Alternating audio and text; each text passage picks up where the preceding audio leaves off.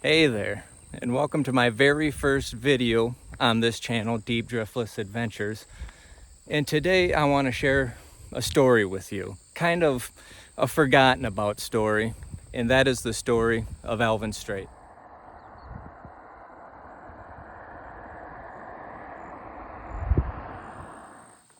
Now, what makes this story interesting is that because in July 1994, Alvin, 73 at the time, already suffering from his own health problems like emphysema, diabetes, an eye vision that isn't good enough to operate a vehicle, learns that his brother, Henry, has suffered a stroke, and what Alvin decides to do next is truly a story worth remembering.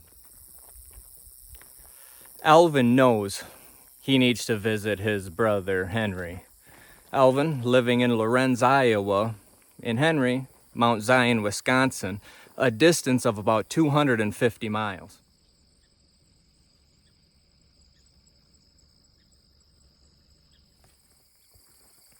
Alvin chooses his 1966 John Deere 110 riding lawnmower as his only option on his quest to get to his brother in Mount Zion.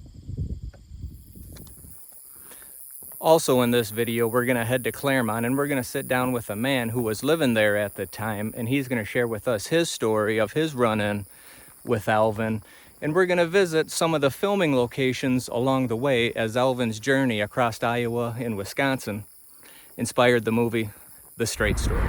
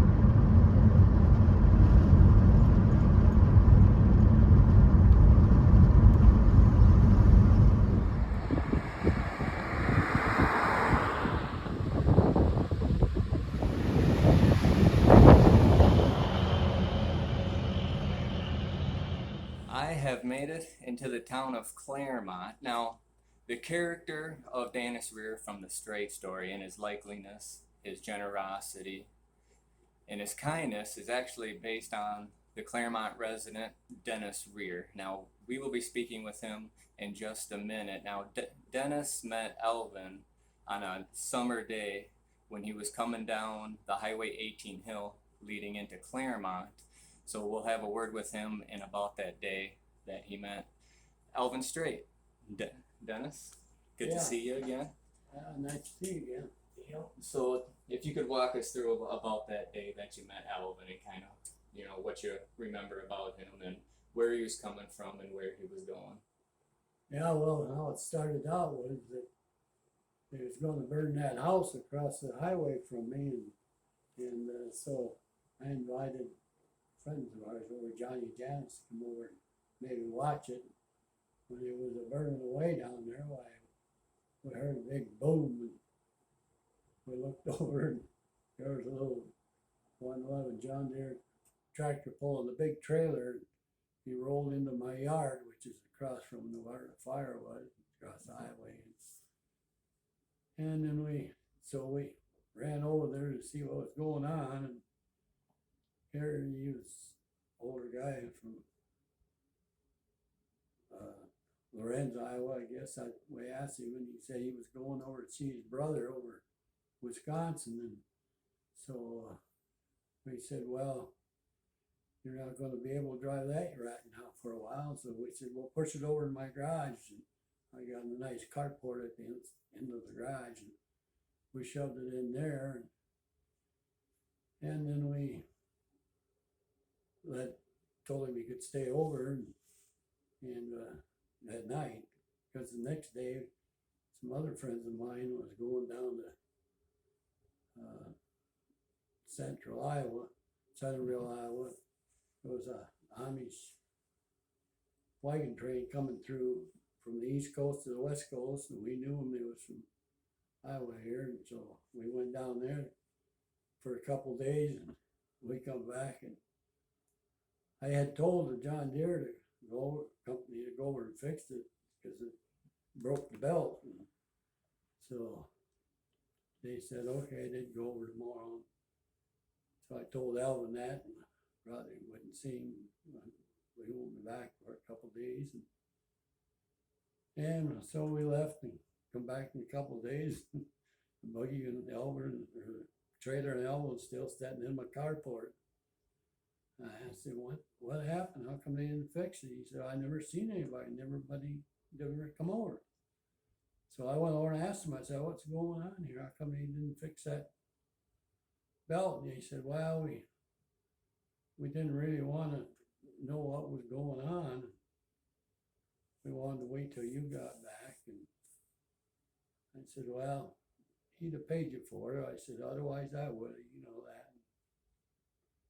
So then we got him to fix the belt, and Alvin was there for another day or two because it was raining. It started raining, and I said, you can't go out in this rain. And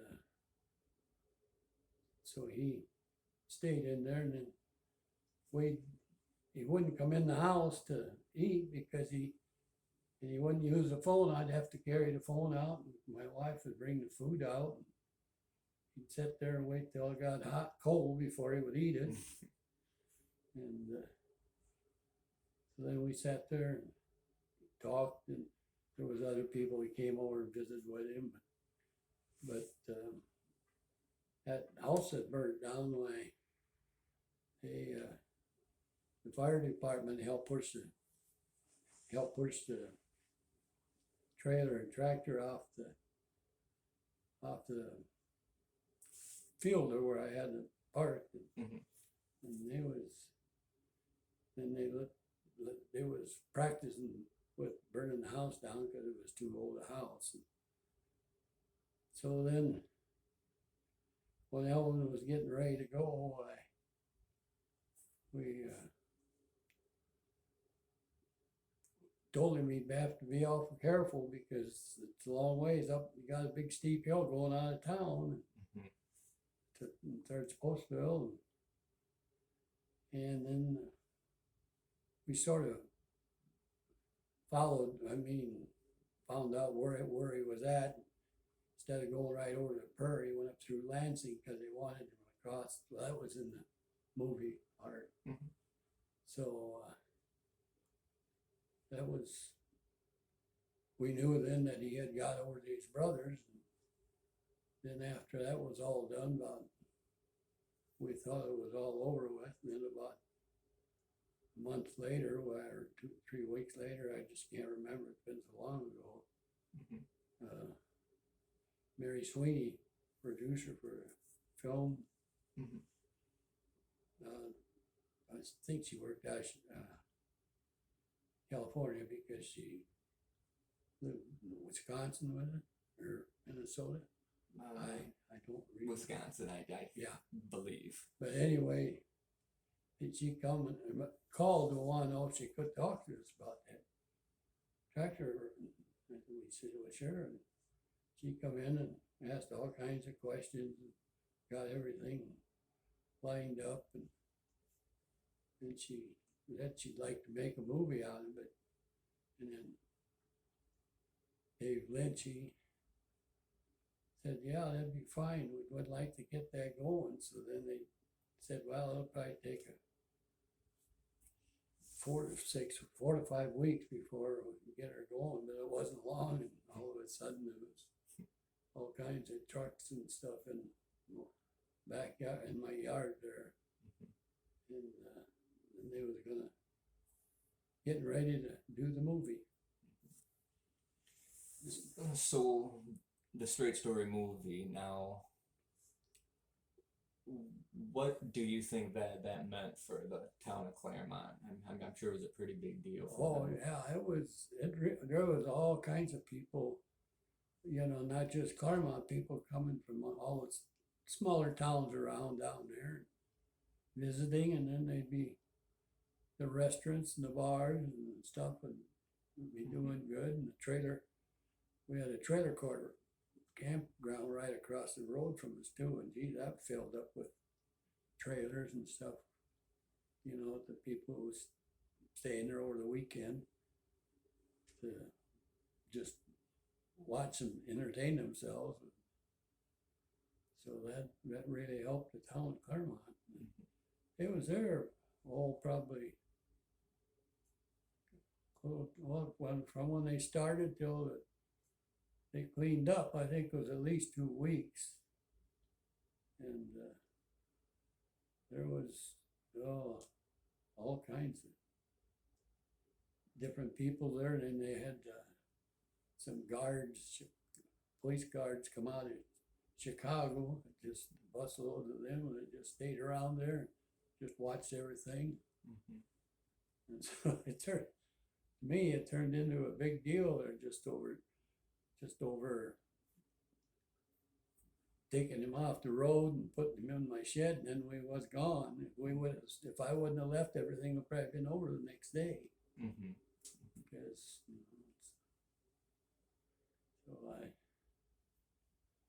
it's been a while ago. There's a lot of things I can't remember now, but Being it's the film's 25th anniversary filming. Now, is there something that you remember most, or something that stands out to you that you remember that you'd like to share with us?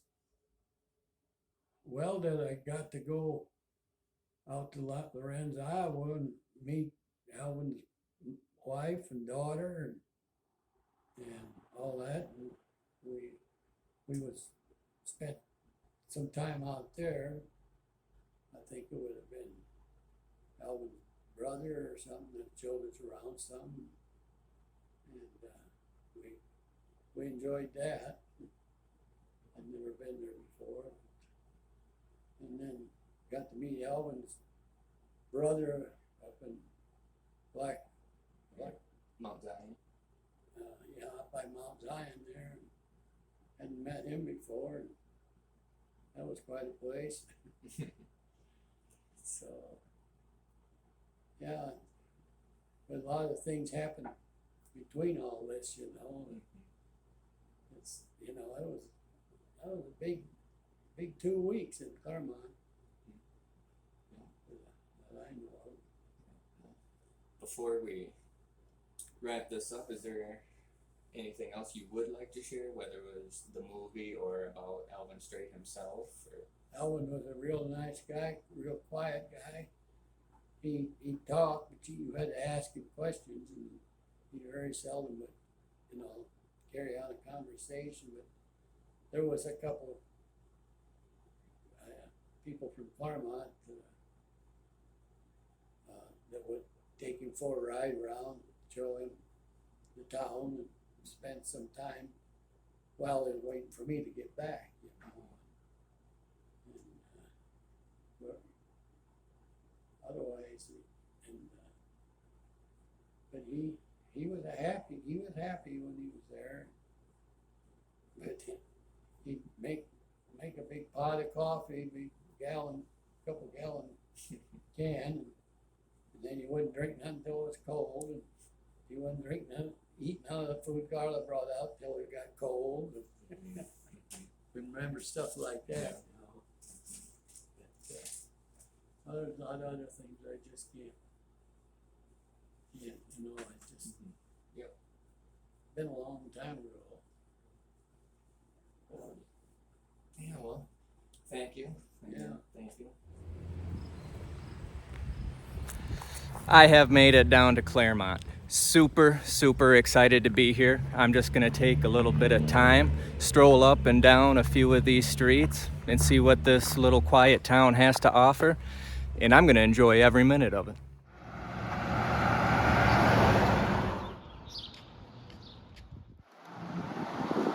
Leading off, the first thing I want to show you guys here, located on the 200 block Main Street here in Claremont, is a building that houses one of the three 1966 110 John Deeres. And it also houses the Reds that Alvin blew up with a shotgun soon after he got towed back into the town of Lorenz. And it also has the trailer. Now, I'm not sure if this trailer is the one that the real Alvin Straight used or if it was just the screen used one. This scene shows Alvin traveling eastbound right before the Claremont Hill, and you can make out this location by the road sign here and then these power lines. Alvin would have been coming down right here.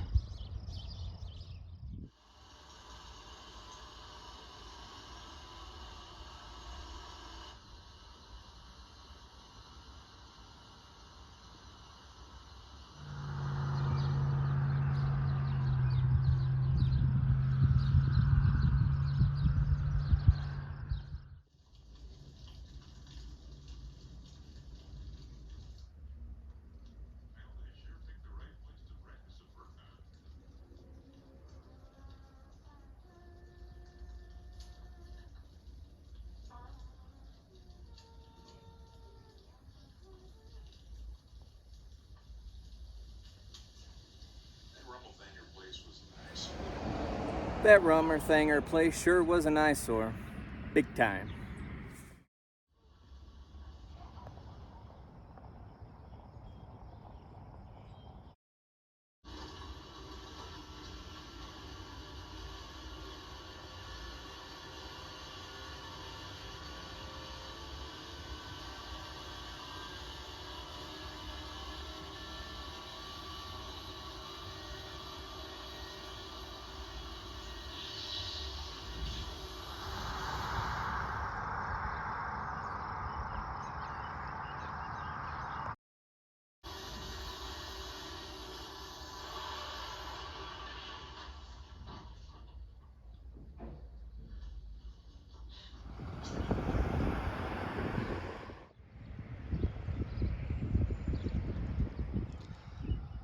This is where Alvin's mower would have finally came to a stop, and Danny Reardon, played by James Cotta, would have came rushing over and asked Alvin if he was all right, if he needed any help, before hauling his mower to his backyard.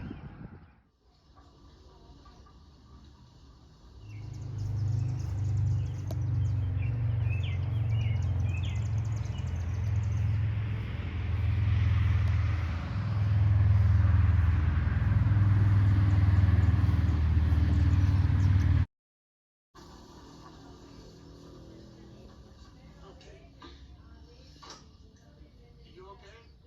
Everything all right? I'm going back to the exercise. Thanks.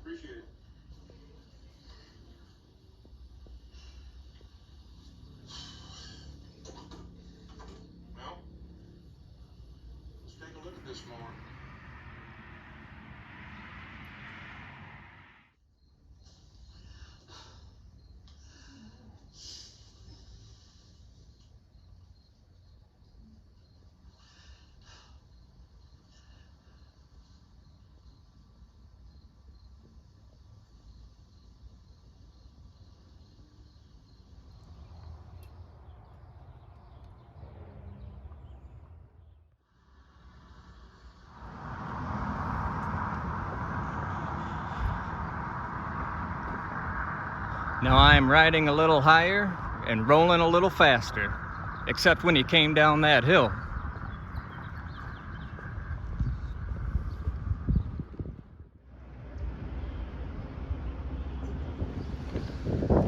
Another thing I want to point out is that this is the same bar where Alvin and Verlin, played by Wiley Harker, came here over some ice cold beer and some milk and discussed their war stories and how it even affects them every day today.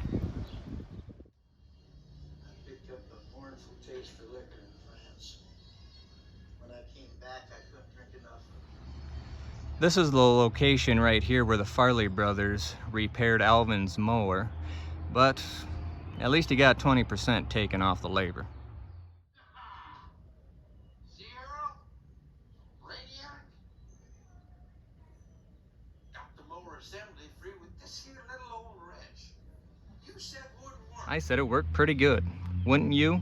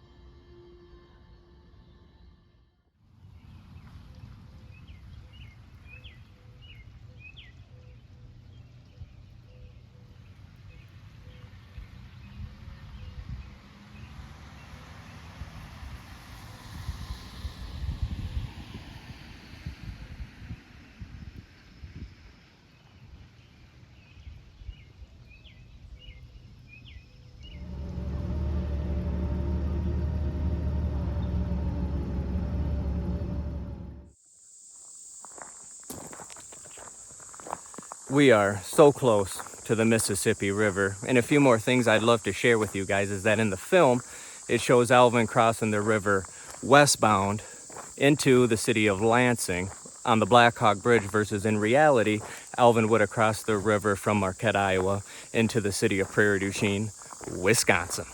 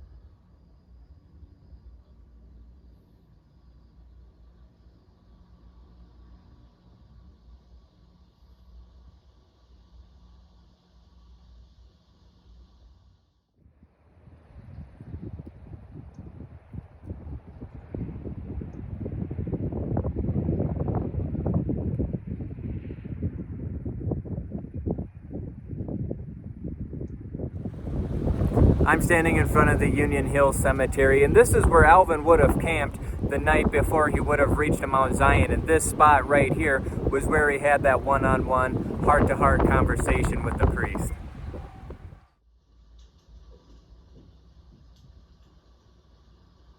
noticed a campfire. Brought you some dinner.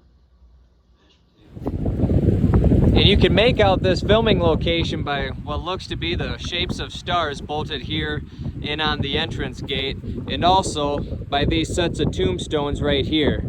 And notice that this pine tree has grown significantly since 1998.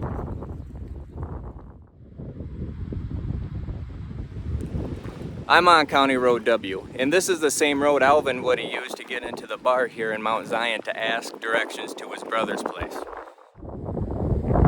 The scene starts off here at the intersection as Alvin makes a left turn and parks next to the gas pumps right next to the pub here. You can also make out this location by those two silos there in the far back room.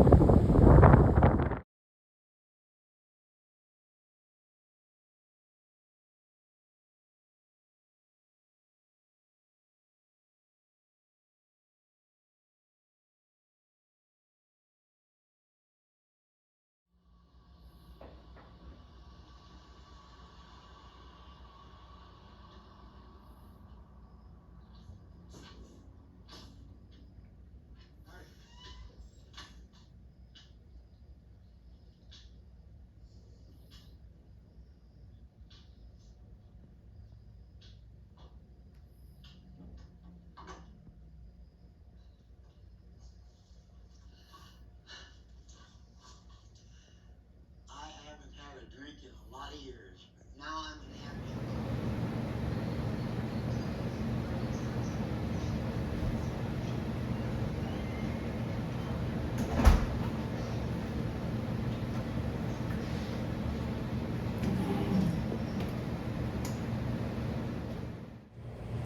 I haven't had a cold beer in many, many moons, but I'm ready to have a cold one right now. Now, one of the cool things about this bar is that on the back wall they have a Straight Story mementos. Back here we got a few photographs of the filming that took place here, the theatrical poster of the movie, a few more canvases, followed by, got a few letters here, and a signed picture by Richard Farnsworth. Got an old newspaper clipping that outlined Alvin Straight's story from Lorenz, Iowa, here to Mount Zion, Wisconsin. Would you mind passing on the directions to Lyle's place? I haven't seen him for an awfully long time. Cross 61 here on W. Take W on down to Weed Road and then on to Remington Road. On your right will be Lyle's place. If he's there, that is.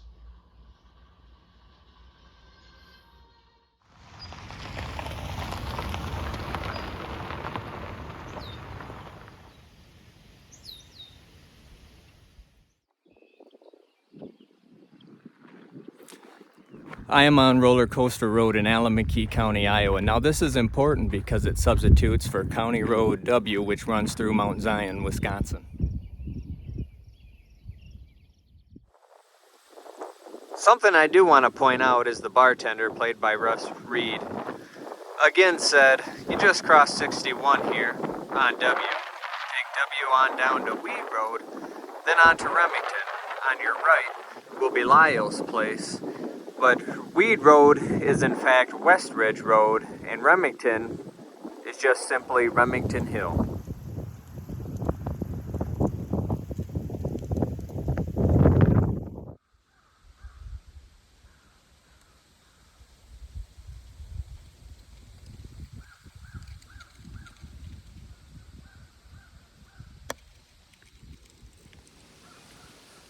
And Alvin did drive down both of these roads, West Ridge and Remington, but it wasn't here where his brother Henry lived. He lived off of Crawford County Road S, and that's exactly where we're headed to next.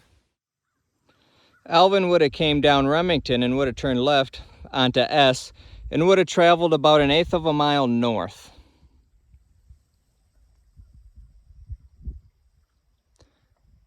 Alvin would have turned into this driveway, and it was here with 250 miles behind him on this property that he would have settled all his differences and opinions with his brother. And for Alvin and Henry that day, their lives changed forever.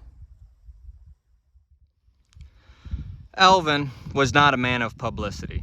In fact, he hated it. And this photo of him and his brother are really one of the only photos that we can find, but we're gonna match up this location, starting off with this roadside and facing away from us, right here. In this old white church, right there, and there's no more white farmhouse straight ahead of us, but you notice this white house over here with the north-facing windows. Even after 30 years, just about all is still the same.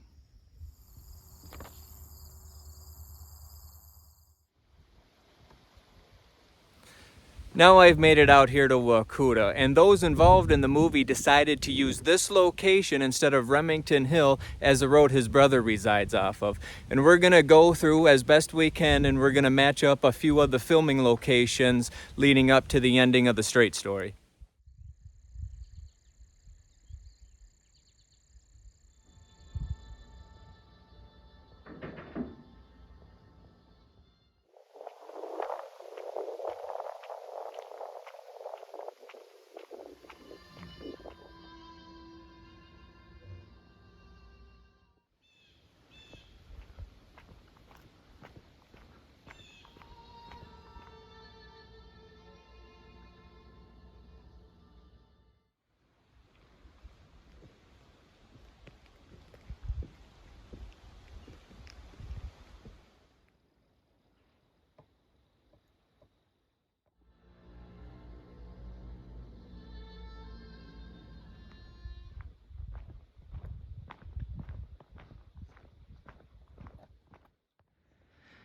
This is right around where Alvin's mower would have died for the last time, as his journey to get to his brother is winding down. And you can kind of make out the scene with this little bend in the road, and as the road goes up into the hillside.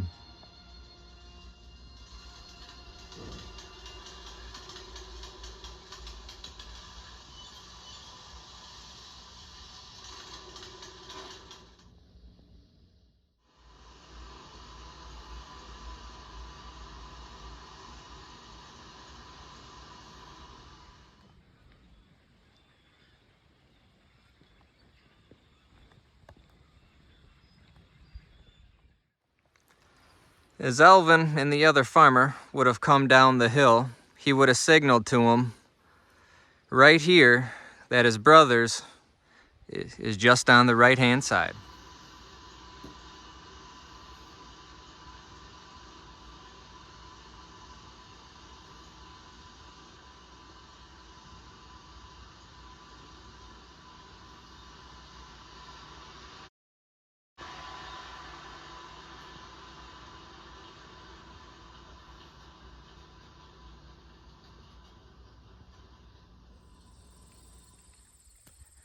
Notice this rusted truck body. Alvin would have came down and he would have pulled in right behind it, and he would have parked his 110 for the final time about right there.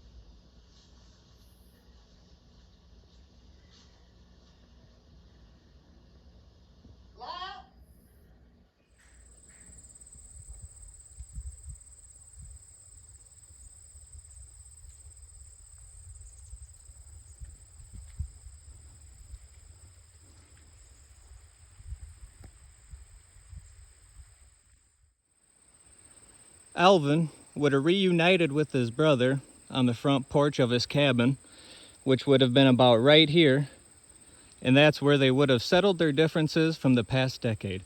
And everything leading up to this moment and all that came after is a story worth remembering.